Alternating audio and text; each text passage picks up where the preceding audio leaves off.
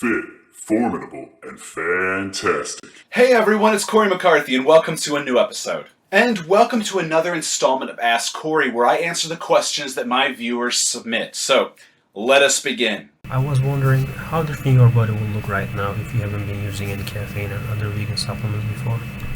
This is a really good question, and my theoretical answer is I'd likely not have made the degree of progress that I have, or at least not as quickly as I have had I not taken nutritional supplements. Of course, that is totally an assumption, but it is supported by research, at least individual research, which I will get into.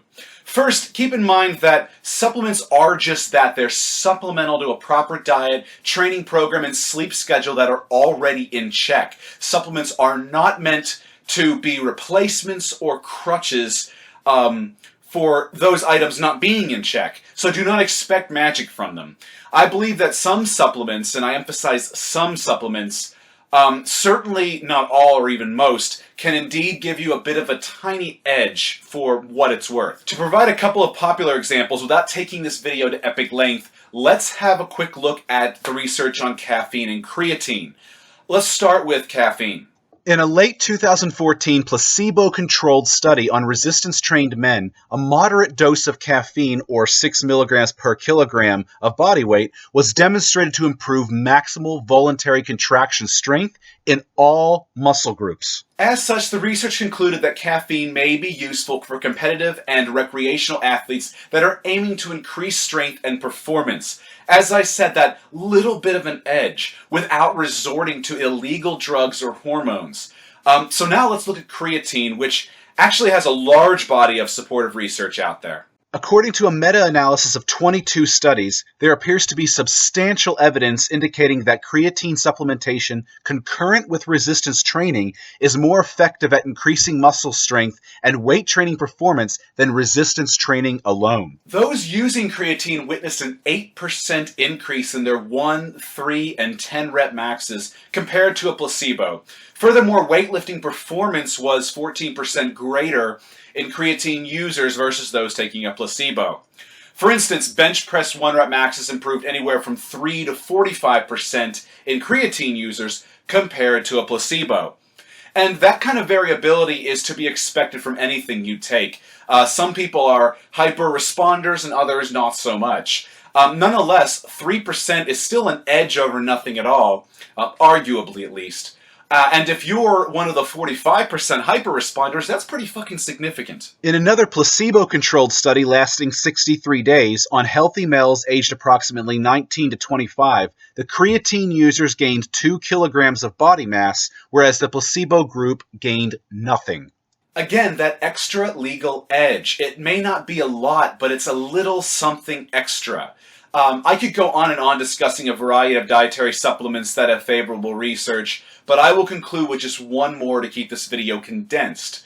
Essential amino acids, or EAAs. According to a paper published in the Journal of the International Society of Sports Nutrition, consuming 6 grams of essential amino acids was demonstrated to double protein synthesis compared to other methods of feedings. This is something that I do between meals regularly, as well as during my workout. I sip a plant-sourced pure essential amino acid powder in water.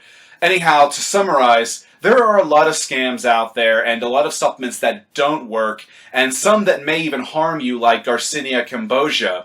There are also products that may contain effective ingredients, but are massively underdosed to exert any beneficial effects. And this is one of the reasons why I hate fucking proprietary blends.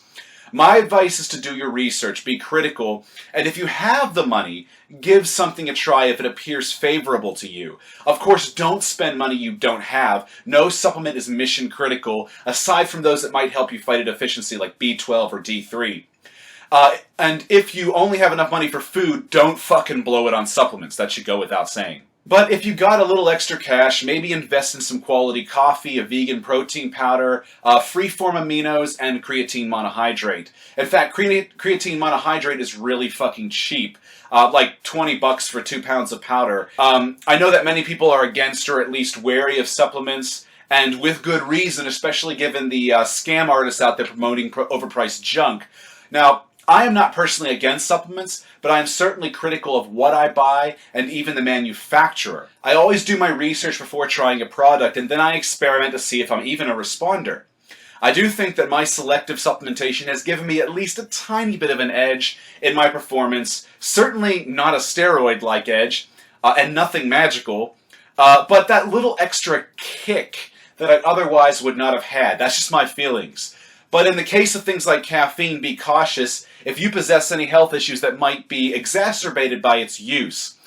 Never risk your health for what might only amount to a tiny performance boost. Hell, I wouldn't advise you ever risk your health at all, which is why I do not advocate steroid use.